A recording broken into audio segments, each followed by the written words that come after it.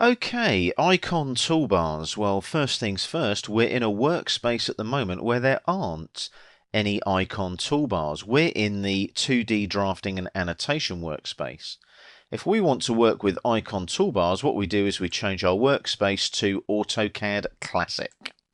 AutoCAD Classic opens up the original AutoCAD interface. I'll just lose that palette in the middle of the screen there. That comes up by default. That's your tool palettes.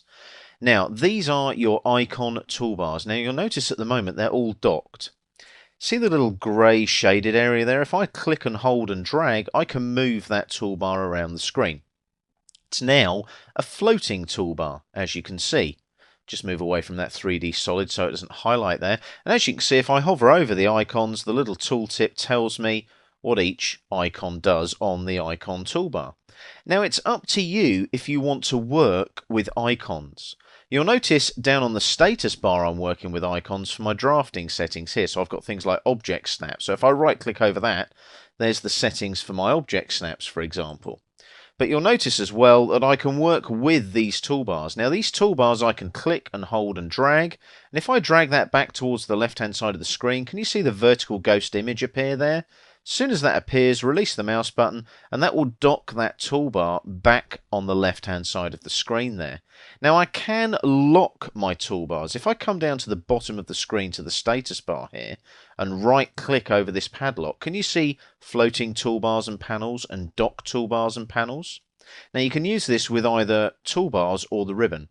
I'm going to lock my docked toolbars. So as soon as I click on that there, what you'll find is that little grey shaded area has gone from the top of the toolbar there. If I click and drag now, see the little no entry sign appears there, telling me that I can't move that docked toolbar. It's been locked. So I have to go down to the locked padlock here, right click, undo the tick by clicking on dock toolbars and panels, and now when I click and drag, you'll see that I can actually move that toolbar again like that and make it back into a floating toolbar. Now, I can, as you can see, move along that toolbar, and there's the little previews telling me what the commands do. Now, that's not the most practical place to leave a toolbar, but what I could do is I could lock that now by right-clicking and locking my floating toolbars and panels.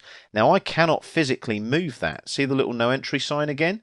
But if I hold down the Control key on the keyboard and then click and drag, you'll notice I can move it.